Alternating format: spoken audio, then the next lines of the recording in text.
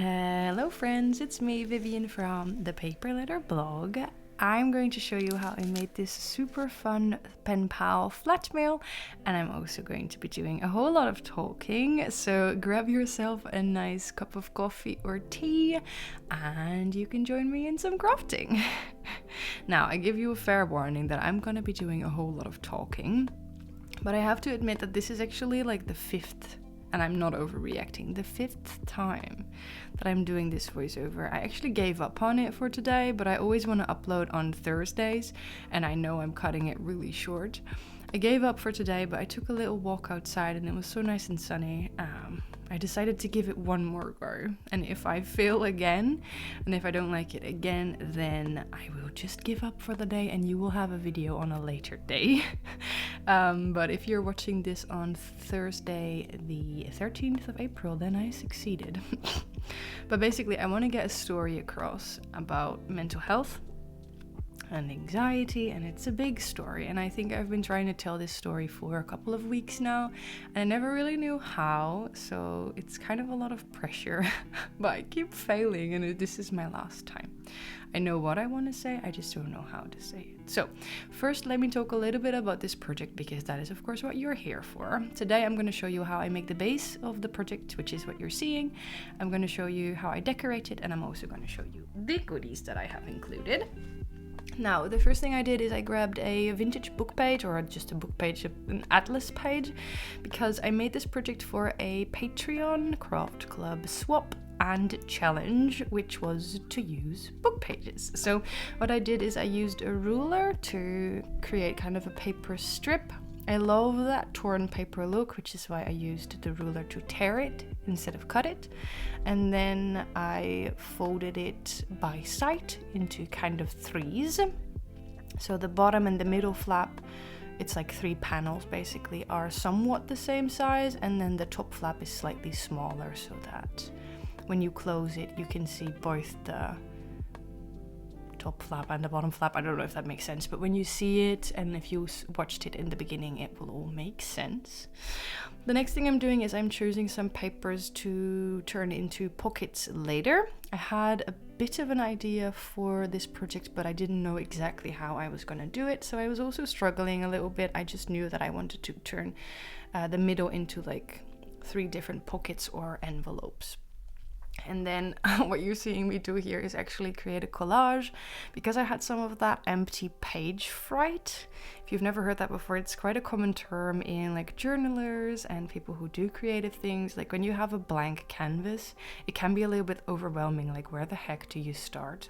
So usually I'll just work on whatever feels right at the time, which is why I was creating a bit of a collage in the beginning. And then the next thing I think I'm gonna do, if I like, I've watched this so many times, I am going to do some ink on the inside of the page as well a little bit later, like use a stencil and some distress oxides, so that you create a little bit of a pattern in the beginning. You will see that in a second, because that actually, like, doing something to a page, even though it's something as simple as putting some ink or some paint splatters, already makes it less scary to begin. I don't know if that makes any sense, but okay. So while I show you how I make this, I'm going to continue with that collage. This collage was kind of difficult to make because, well, it looks nice right now, but when you close the flipbook, it still needs to look nice, because of course you're going to have that top flap, which is kind of like hanging over. I also had that quote, I look at you and I see sunshine, and if I close the flipbook, I didn't want a part of the quote to be visible, so that you would just see the bottom of the sunshine. It would just look weird. So it was a little bit of a puzzle, but I think I figured it out. So anyhow, you're watching me decorate this, you're going to watch me make 2 envelopes and a pocket for the inside, and I'm just gonna start talking, because that's what I do. I always call myself the Chatty Penpal channel, and the other day I got I got a comment that made me giggle a little. I love the word giggle, it sounds so cute, because someone said that I needed to talk less, and back in the day this would have really hurt my feelings. Like, some stranger on the internet takes time out of their day to say something mean to you, but right now it just it didn't bother me. I was just actually laughing about it, because when you call yourself the Chatty Penpal channel and someone decides to write that you talk too much, it's like, lady, what exactly were you expecting from me?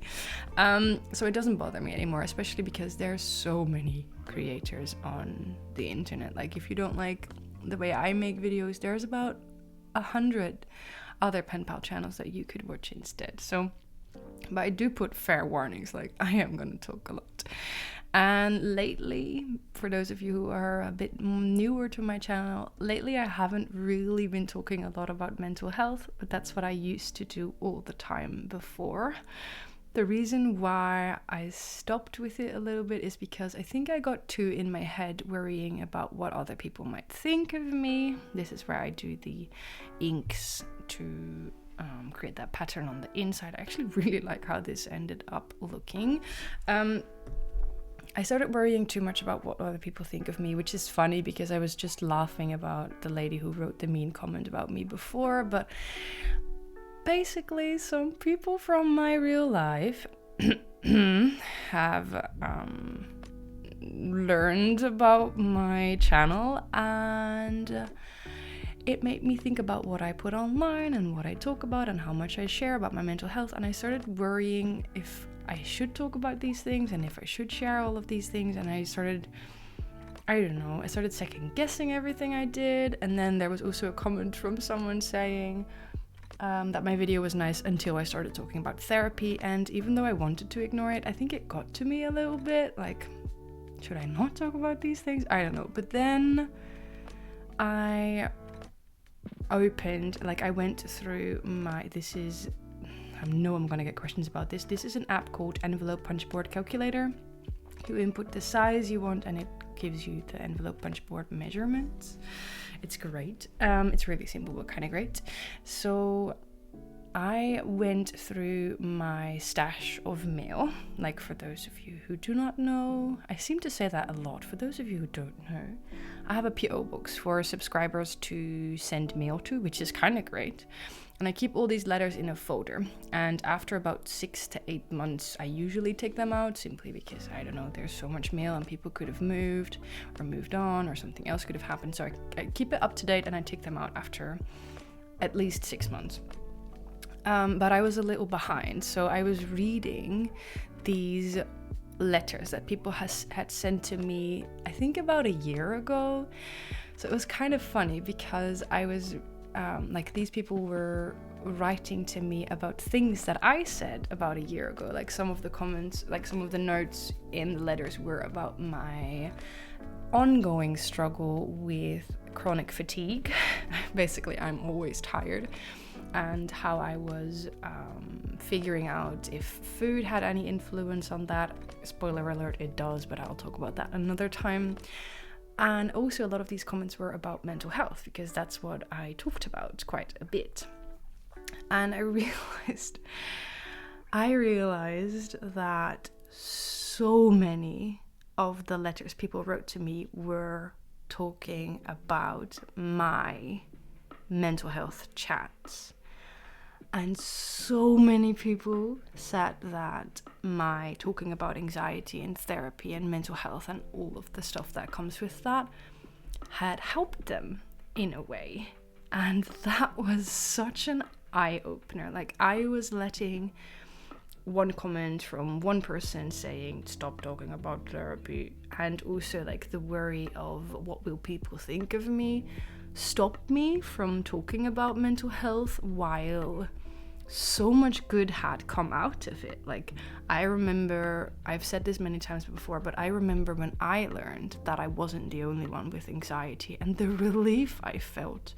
And I've always felt that talking about mental health and talking about stuff like that is so important to create awareness and to basically let people know that we are not alone, and also to hopefully teach people a little bit about how it works and how it affects people, so that we can maybe have more empathy towards each other and stuff like that. So in general, I think it's really important. And reading your letters and reading your stories and reading how my rambling on about therapy or mental health had helped people to be able to talk about their own mental health or to find therapy, it was so incredibly gratifying. Like, what the heck? I'm just a stranger to you all talking about how I'm doing, and somehow people feel less alone, and that just meant the absolute world. So I was once again reminded that it's so important to talk about these things. And even though sometimes people from my real life, it's kind of strange, right? Like, how am I more comfortable talking about my mental health to strangers on the internet than to people in my real life?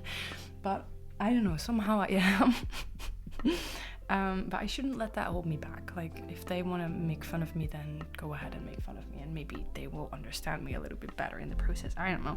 But anywho, that's a long introduction, but that's a long way. Am I gonna apologize for talking a lot? No, I'm not. That's a long way to say that I'm gonna talk about therapy. No, I'm gonna talk about mental health because I'm not in therapy anymore.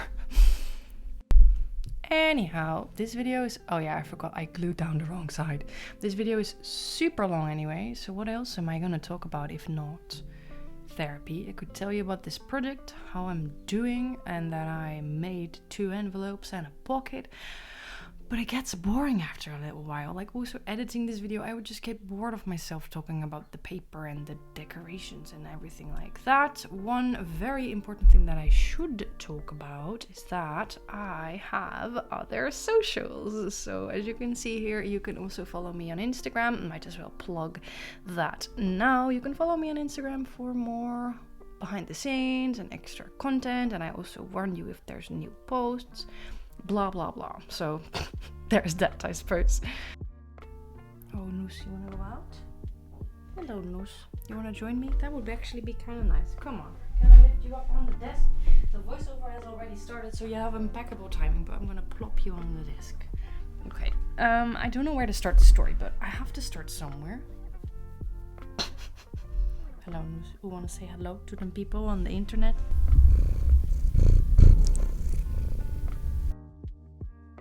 Okay, I was trying to let Noos purr into the microphone, but because that's the most relaxing sound, but she kept headbutting the microphone. She's next to me right now, so if you hear a scratching noise, that's me scratching her head and her asking for attention. I have to start the story somewhere, but I've already tried 7 times and I still don't know.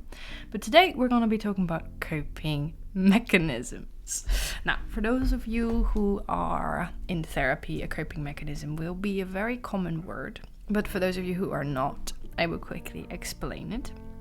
A coping mechanism is literally a way for you to deal with certain difficult things. Like, for example, if you're a student and you have a whole lot of stress, you might find different ways to get rid of some of that stress or to deal with some of that stress, and some of those mechanisms might be healthy and some of them might not.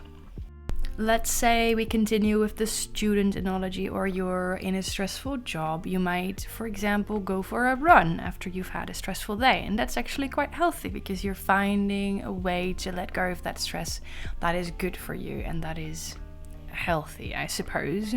But an even better way would, of course, be to acknowledge the stress and to, I don't know, meditate or something. That's all very good. But many of us, we've never learned how to deal with those stressful emotions or how to deal with those painful things like fear or sadness or anger. We don't know how to deal with those emotions, so we also don't know how to experience them in a healthy way.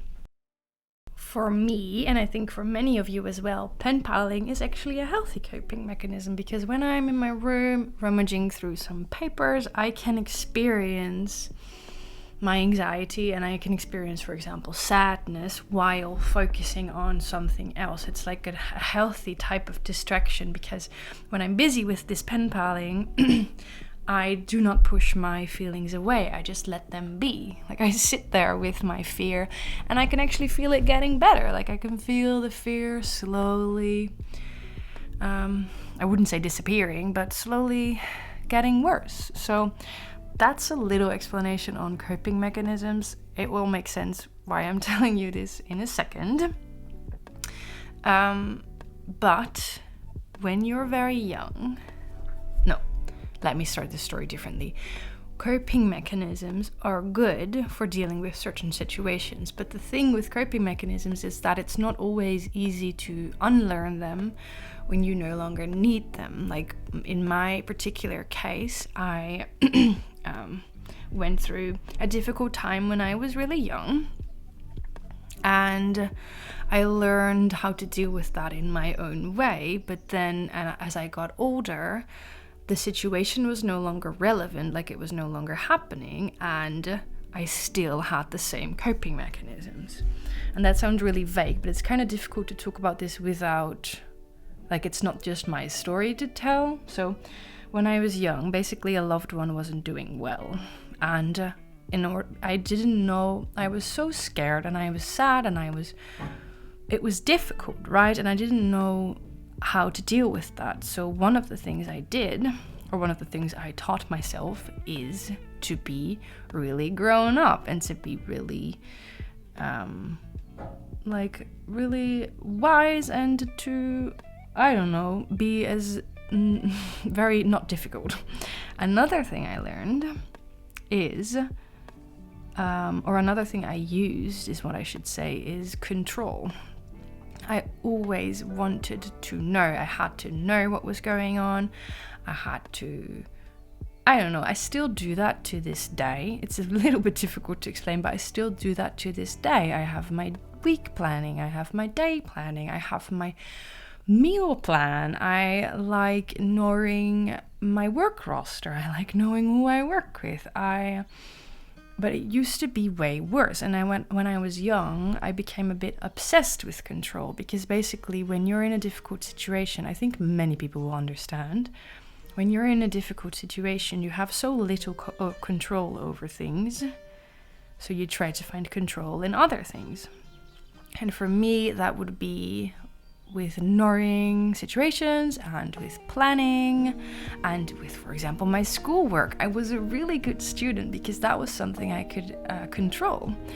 And at the same time, it was things like food. I was kind of obsessed with what I ate and how much I ate, and it got really bad. And then years later, it's no longer necessary. Like, the person I love was doing better, and there was no longer a need for the coping mechanisms I developed. But unlearning them is really difficult because they've helped you for so long. It's kind of difficult to stop doing them. Okay, I'm doing well so far. I think my story is coming out kind of okay. But basically in therapy, I spent all of those years unlearning my coping mechanisms. When I was in my most recent therapy, I kid you not, I would check my work roster up to 8 times a day, which is pretty bad. Like, I would check when I worked, which makes sense, but I would also check who I was working with, and in my head I would make a planning, and I would know, like, okay, I'm working with these people, so probably the day will be stressful or the day will not be stressful, and if I'm working with these people, then probably that means that I will be doing this task and they will be doing that task. I had everything thought out. I think many more of you will realize this than you might actually, will understand this than you might actually realize. Because how many of us are overthinkers? If you're in an argument or if you're in a difficult situation, how many of us replay that argument in our head? Like, how many of us practice what to say? How many of us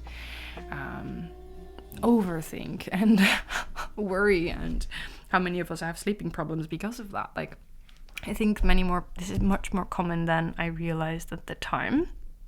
But for me, like, checking my work roster, obviously that was obsessive behavior because it usually didn't change. And even if I had thought out all of the scenarios in my head, that did absolutely nothing for me. Like, it didn't help me in a way. It just made me more obsessed. And even though you've thought out 20 different scenarios, it's probably going to be completely different anyhow. So this is about 2 years ago, just for reference. But so that's my coping mechanism that I had back then. And when I was in my last therapy, I had to unlearn that. Like, my therapist would literally say, okay, 8 times a day, you're going to once a day. You can only check the work roster once a day. And I actually had a screen record thing, like not screen record, I had a screen time tracker, and I could see how often I opened the app, and I could see how much time I spent in the app, and it was quite shocking.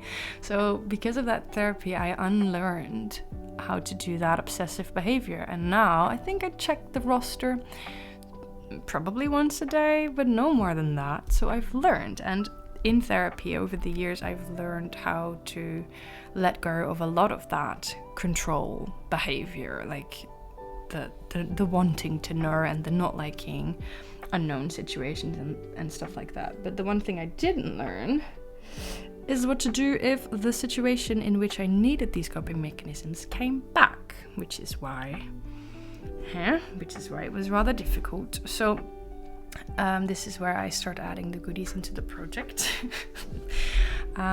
This was a craft club swap, so I actually made some stickers, or I made a little bundle of stickers to include in that. What was I saying? Oh yeah, all of these years I learned how to stop doing certain behavior, and then I was kind of like thrown back into that behavior because the situation repeated itself.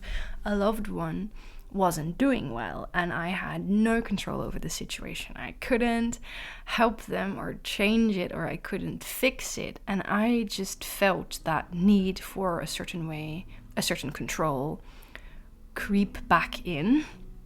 Like, I felt the need to once again check my work roster 7 times a day, and I hated going to supermarkets because I don't know what it is about supermarkets, but I feel out of control in there. Like, there's children running around and there's people bumping into you, and I absolutely hate grocery shopping. But I think we finally reached the point of my story here, that I was actually gone from YouTube for a while, and that I wasn't talking about mental health for a while, because I always tried to be positive, and I always tried to say everything is gonna be okay, because look at me, I used to be a certain way and now I'm not, until I was thrown back into my old ways because I was temporarily back in a similar situation.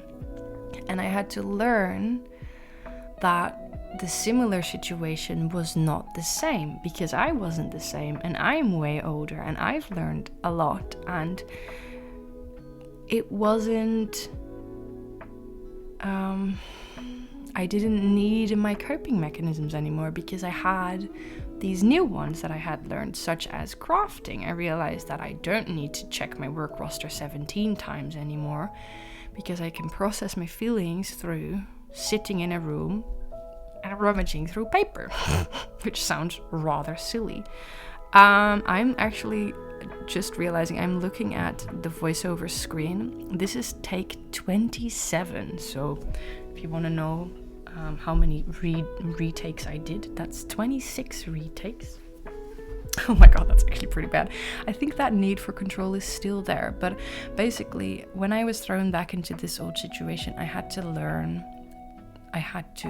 trust myself that I was gonna be okay, and that I had learned, and that I was a different person, and that the situation was different, and that it was scary, but it wasn't the end of the world.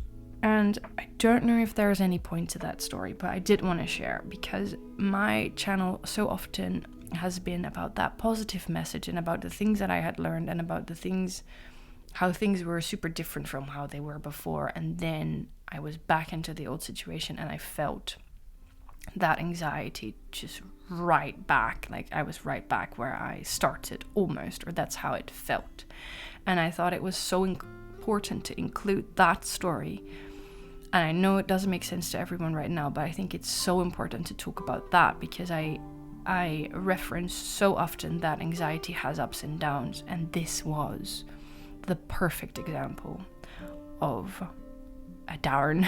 Like, I've been through so many ups, but it's not always just going up. Sometimes you go backwards, and I found that so difficult, and I was so angry, and I was so disappointed in myself because I was supposed to be doing better, and then I wasn't, and I felt my old behavior that I had unlearned creeping back in, and I was so sad. Like, what the heck? Like, I have spent so much time working on myself, and then this happens. You know the drill. Like, you know the unkind things you can say to yourself. And it took me months to realize that taking a step backwards is not failing. Taking that step backwards is not the end of the world, and taking those steps backwards does not mean that you can't go back to where you were before.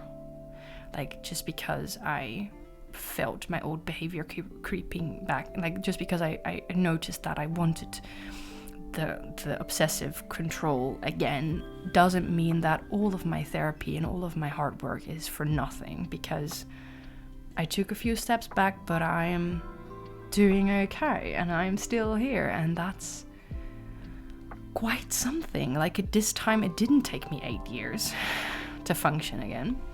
It took me a couple weeks, and even when I wasn't functioning, I don't think anyone noticed. I'm pretty good at keeping up appearances. The only thing I didn't keep up was uploading YouTube videos, and I was gone for... First I took a break, really, and I announced that break, and I did a goodbye video, and then I did a I'm back video, and then I took a break and I didn't announce it. I just disappeared, evaporated, and I think that was because I didn't want to talk about not being well. Like, I felt that all I could ever talk about was look at what I've learned and how I give it a positive spin. So that was a very deep story. That was a very personal story as well. And I realized that, and I know it's not for everyone, but I think it's important to talk about because it's big and it's something I've learned, and I talk about mental health, and I think I have to accept that that is kind of my thing. Whew. Deep breath. I managed to actually time the end of that story perfectly to the end of my video. Kind of proud of that. This is the finished end result. Like I said, I made this so long ago, and there's the Christmassy. I actually cut that part out, but I decorated the envelope on camera as well, like a Christmassy envelope. So I cut that out because I didn't feel like sharing a Christmassy wintry envelope. It just didn't make sense. The Craft Club sticker, I don't know if I've mentioned this, is actually from my Patreon, because this was a Patreon swap. I made this for a patron, Catherine, a while ago. We had a challenge going on for book pages, for using book pages, and a swap to go with that. Speaking of patrons, these are my awesome patrons. Thank you so much for being here and for supporting the channel. If you've made it all the way to the end, you're amazing. Thank you so much. I never really know how to say goodbye. So goodbye, I guess. Thank you for watching, and I hope you all have a lovely day. Bye!